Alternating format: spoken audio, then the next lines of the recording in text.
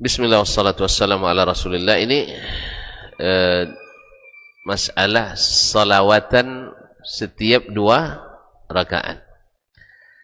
Dan bacaannya di mana-mana berbeda. Kalau di kampung saya dulu Subhanal Malikil Quddus, Subhanal Malikil Quddus.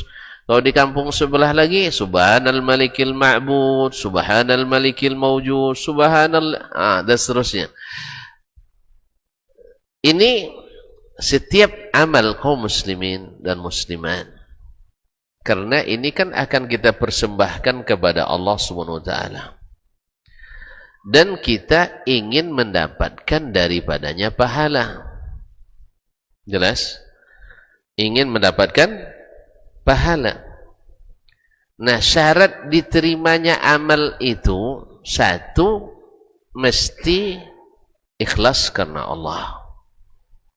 Yang kedua, mesti berdasarkan dalil yang datang dari Allah dan Rasul sallallahu alaihi wasallam.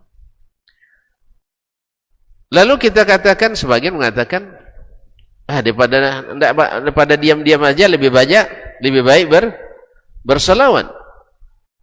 Ilmu itu kaum muslimin tidak hanya dengan daripada lebih baik. Tidak bisa begitu. Atau dengan umumnya anjuran selawat ke Nabi alaihissalatu wassalam. Nabi memang menganjurkan kita untuk banyak berselawat. Itu tidak kita pungkiri. Cuman yang mengatakan ini, berselawatlah kalian kepadaku banyak-banyak. Allah juga perintahkan berselawat dan salamlah kepada Nabi banyak-banyak. Nabi menyampaikan ini lalu tidak dipraktekkannya atau dia praktekkan? Artinya Nabi menyuruh kita berselawat, Nabi juga mengucapkan selawat pun enggak? Saya ulang lagi, mungkin belum dipahami. Ketika Nabi mengatakan atau menganjurkan berselawat, Nabi ajarkan enggak kepada sahabat caranya? Diajarkan caranya? Dipraktekkan enggak oleh sahabat? Dipraktekkan. Baik, kan Nabi bukan hanya kasih perintah, beliau juga eksekutor dalam segala amalan kita. Datang perintah salat, disuruhnya salat. Lalu beliau sebutkan, sallu kama ra'aitumuni wasalli. Lalu Nabi menganjurkan kita berdoa, beliau juga mengajarkan doa itu di tempat dan waktu serta bahkan sebagian bacaannya. Jadi beliau ajarkan. Sekarang pertanyaannya, salat tarawih itu berapa lama dilaksanakan di zaman Nabi masih hidup? 9 kali. Karena Nabi diwajibkan kepadanya berpuasa tahun kedua Hijriyah. Ahsant. 9 tahun mereka melakukan salat tarawih. Ada yang berjamaah, ada yang sendiri. Ada jemaah, ada sendiri. Nabi pernah tidak memimpin jemaah tarawih? Pernah. 3 malam. Ada yang riwayat 5 malam. Nah, Nabi contohkan tidak bagaimana melaksanakan salat tarawih? Ya, dia contohkan. Nah, bila ini kita temukan dari pelaksanaan yang 9 tahun itu, baik Nabi yang lakukan sendiri, atau Nabi yang perintahkan kepada sahabat setiap 2 rakaat nanti salawat, atau diamalkan oleh sahabat, diketahui oleh Nabi, lalu Nabi katakan diam, maksudnya Nabi diamkan, dan dia tahu, maka kita katakan alhamdulillah ini amalan yang disyariatkan. Tapi kalau seandainya tidak, maka termasuk tidak disyariatkan. Nah, berarti nak boleh selawat? Siapa bilang tak boleh? Antum nak selawat, nak baca Quran, nak baca apa, silakan. Tetapi tidak menjadikannya sebagai rangkaian khusus yang kalau ditinggalkan bisa menyebabkan rasanya kurang amal salat tarawih kita. Apa nak solat situ? Situ solat diam-diam aja, tidak ada selawatan kayaknya. Kalau sudah begitu, berarti masalah. Apa nak tunjuk imam itu kan bagus bacaannya, hafiz Quran lagi. Dia solatnya diam-diam, tak pakai selawatan. Berarti ada masalah. Apa ditunjuk si fulan hafalannya cuma dari Qul a'udzu birabbin nas sampai Alhaakumut takatsur saja, padahal di situ ada hafiz. Oh, dia ahli. Sallallahu alaihi. Karena keahliannya itu sehingga hadis Nabi dilanggar. Nabi katakan yang jadi imam yang paling qari, yang paling berilmu tentang Al-Qur'an.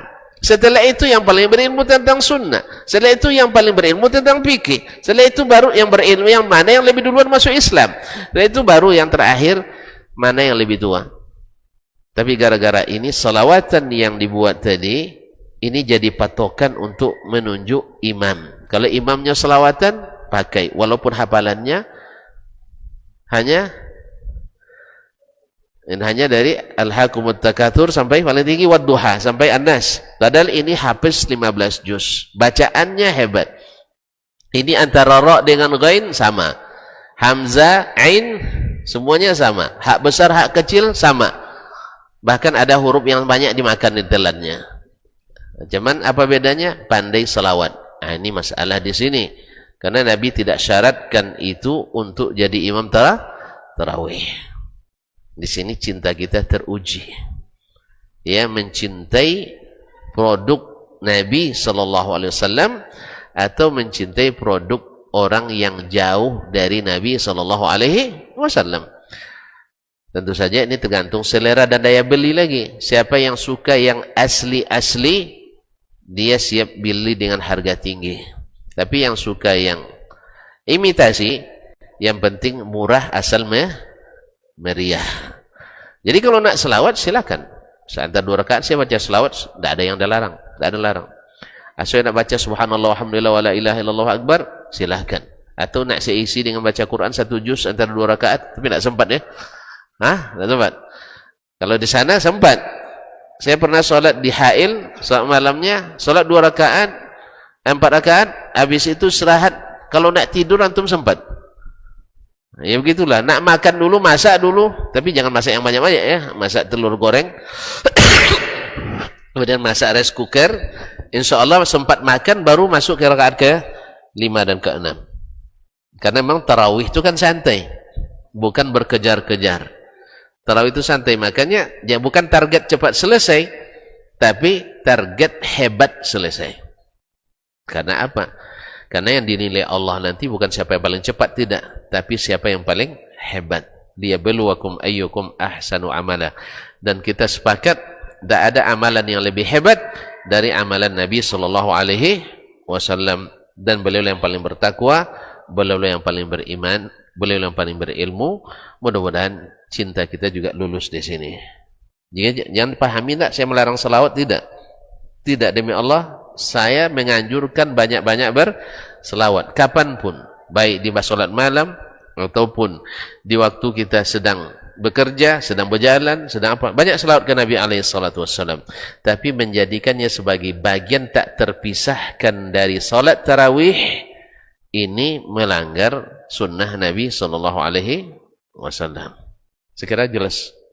Jelas, Rabbani, merajut ilmu dan peradaban.